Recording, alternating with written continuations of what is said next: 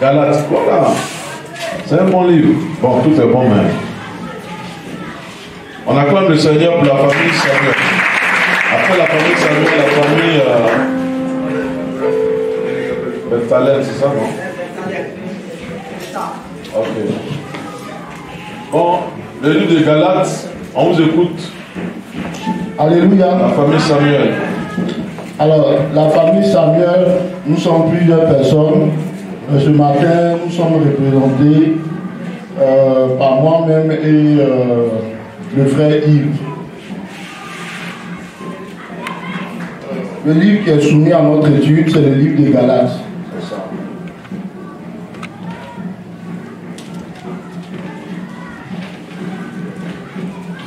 Le livre des Galates est une épître qui est située entre le livre de Corinthiens et le livre d'Éphésiens. Bon, Galates là. Nous on n'a qu'à arrêter le quoi en Galates. Galates, ça est dans la Bible, hein. C'est une épître, c'est une lettre, n'est-ce pas? Diagoba et puis Yves. Dans Galates là, nous on n'a qu'à retenir quoi ce matin là? Donnez-nous trois choses qu'on doit retenir. Et puis, je vais laisser la parole à l'autre. Trois choses qu'on doit retenir. Alors, vous souhaitez qu'on retienne? Dans le livre de Galates, il y a plusieurs choses à retenir. Oui. Ce matin, il nous a été demandé de proposer trois choses. Oui, oui. La première des choses que nous voulons retenir dans le livre de Galates, c'est que le livre de Galates nous montre comment Paul défend son évangile, sinon l'évangile du Christ, comme tous ceux qui l'accusaient. Tous ceux qui l'accusaient. Ok. Ceux qui disent qu'il n'est pas un bon apôtre, tout ça là, voilà, il défend son évangile. Ok. La deuxième chose que nous voulons retenir, c'est que nous sommes appelés à vivre et à marcher par l'esprit. Amen. Nous sommes appelés à vivre et à marcher par l'esprit concrètement. Et ça veut dire? Concrètement, nous devons manifester les fruits de l'esprit qui sont dans Galates 5, verset 22. Oui, les fruits de l'esprit, on peut les citer, c'est très important. Les fruits de l'esprit, la maîtrise de soi, la maîtrise de soi, l'amour, la joie, la paix, la bienveillance, la tempérance. Quand on dit on est chrétien, c'est pas dans la bouche, on va voir certaines choses dans ta vie. On va voir certaines choses dans ta vie. C'est pas prendre la grosse Bible et puis tu dis au voisin, je vais à l'église. Je suis chrétien. Oui, ça c'est pas mauvais. Mais après, qu'est-ce que tu fais sortir de ta vie pour qu'on sache que tu es vraiment chrétien? Qu'est-ce que tes enfants voient dans ta vie pour qu'on sache que tu es chrétien? Qu'est-ce que ta femme voit? Qu'est-ce que ton mari voit? Qu'on sache que tu es chrétien. Il ne faudrait pas que ta vie chrétienne se limite au fait que tu viennes à l'église. Viens à l'église là, tu as reçu quoi? Tu montres quoi? Tu lis la Bible là, tu montres quoi? Donc il y a ces éléments là qu'on doit voir. C'est très bon. Amen. Voilà. Le premier là, on n'a pas bien suivi. Le premier c'était quoi? Paul a défendu son quoi? Paul a défendu en fait. Qu'est-ce qu'on peut retenir là, nous, notre application? Si Paul a défendu son ministère, c'est qu'il y avait des faux. S'il y avait des faux au temps de Paul, et aujourd'hui il y a encore des faux, il y a encore des faux. Il y a encore des faux. Donc pour qu'on ne puisse pas tomber dans le piège des faux, il faut faire quoi? Il faut connaître le vrai. Donc nous aujourd'hui on doit chercher à connaître le vrai. Le vrai là se trouve où? Dans la parole. Très bien. Le pasteur Internet dit le vrai se trouve à la résurrection. Le vrai se trouve dans la parole de Dieu. Donc si on connaît le vrai, on peut. Maintenant il faut donner troisième là. Il n'y a qu'à donner deux, il faut donner un. Bon, le troisième. Que tu peux donner, oui. Paul clarifiait le rôle de la loi de Moïse dans le plan de Dieu. Oui, qu'est-ce qu'on retient? Bon, il faut dire que les chrétiens de Galates, on les enseignait, il y avait des faux enseignants qui les enseignaient qu'il fallait comment on appelle ça? Se circoncis. Voilà, il fallait se concentrer seulement sur la loi de Moïse et non Jésus. Or, Paul est venu leur dire ce sont les, comment on appelle ça? La loi de Moïse était une loi qui était là pour canaliser les... Bon, tu as mélangé tout le monde. tu sais, mais tu n'arrives pas à bien dire ça. Bon, ce qu'on peut dire à ce niveau-là, les chrétiens de Galates, ce qu'on peut retenir, ils n'ont pas été constants dans ce qu'ils ont reçu comme évangile. C'est ça peut-être qu'on peut appliquer maintenant ce matin, c'est plus précis. Les chrétiens de Galates, là, ils ont reçu l'évangile. Mais est-ce qu'ils sont restés constants? Ils se sont laissés quoi? Ils se sont laissés séduits par le faux. Et le faux là, c'est ce que le frère est en train de dire. Ils ont utilisé la loi, dit ici, dit. Le vrai là, c'est l'évangile. Ne vous laissez pas séduire par le faux.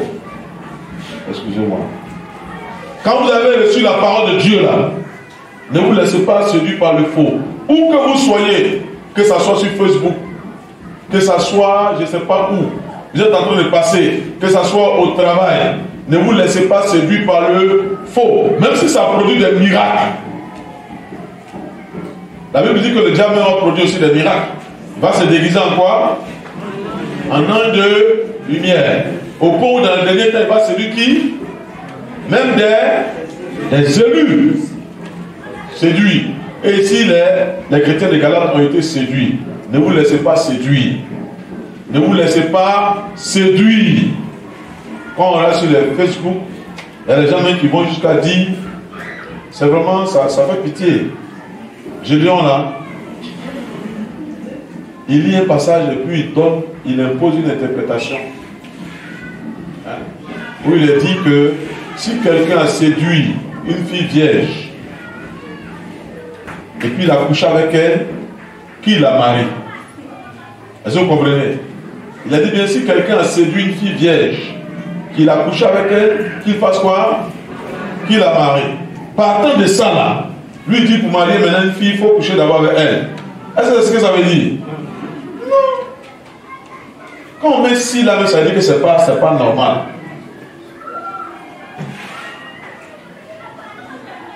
Et puis il donne des explications bizarres, et puis les gens le suivent. Les gens le suivent. Parce qu'ils n'ont même pas la parole de Dieu. Ceux qui viennent aussi vous poser des questions là même là, ils ne sont même pas solides. Quand on dit si quelqu'un a séduit une vierge et puis il a couché avec elle, ça dit qu'il a péché.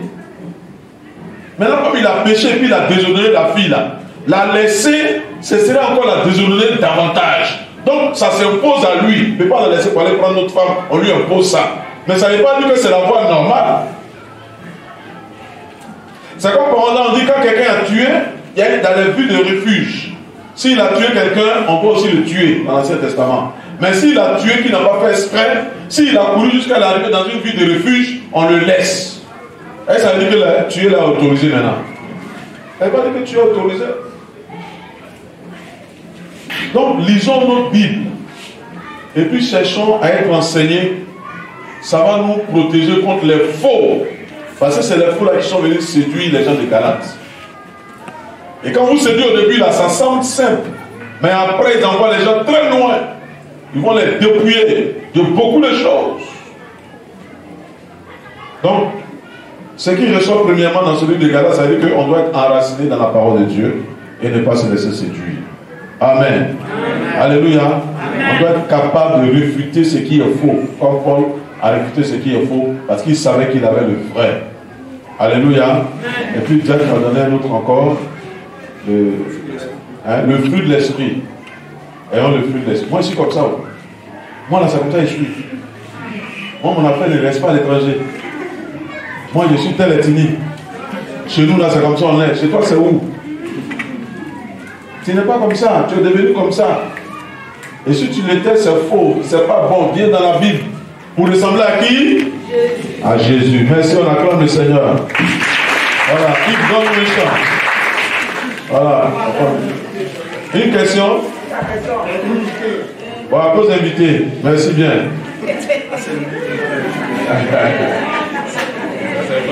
Ouais, c'est bien. Vos invités pendant votre service, ceux que vous avez reçus. Et ça aussi, c'est un problème. Hein? On parle, mais l'encadrement n'est pas efficace. La jeune fille qui est dans notre immeuble, la maman lui a demandé aujourd'hui dans la voiture, est-ce qu'on t'appelait? Elle dit, on m'appelait une fois. Quelqu'un est venu connaître chez toi? Personne. Bon, je sais maintenant comment je vais plus parler, je vais prier maintenant. Les nouveaux qui viennent là-bas, il y a un nouveau qui est venu. Ce matin, je venais au ciel, la famille, puis je l'ai vu. J'ai dit à maman, ce monsieur, si on encadre bien, il va s'engager. Si on encadre bien, il va s'engager. On allait évangéliser au banco. Les gens viennent. Est-ce que ça nous intéresse? Le culte fini là. Prends nos bagages, on sort à la maison. Seigneur, la fin de l'année est en train de finir. Donne-moi l'argent et paye mes cadeaux. Seigneur, la fin de l'année est en train de finir. Pour me donner paille. C'est ça qui nous intéresse.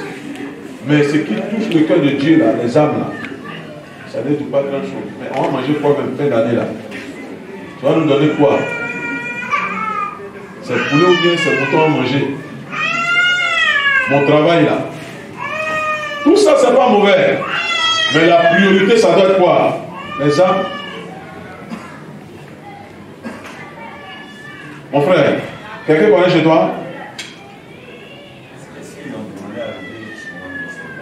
C'est toi-même qui n'es pas là. D'accord. On doit s'occuper d'eux. Lui, je lui ai remis une Bible. Mais ce matin, il lui a demandé qu'il n'est pas venu avec. Et pourquoi il n'est pas venu avec?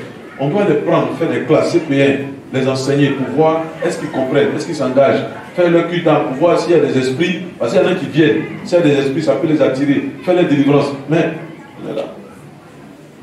On vient, on va. Pardonnez.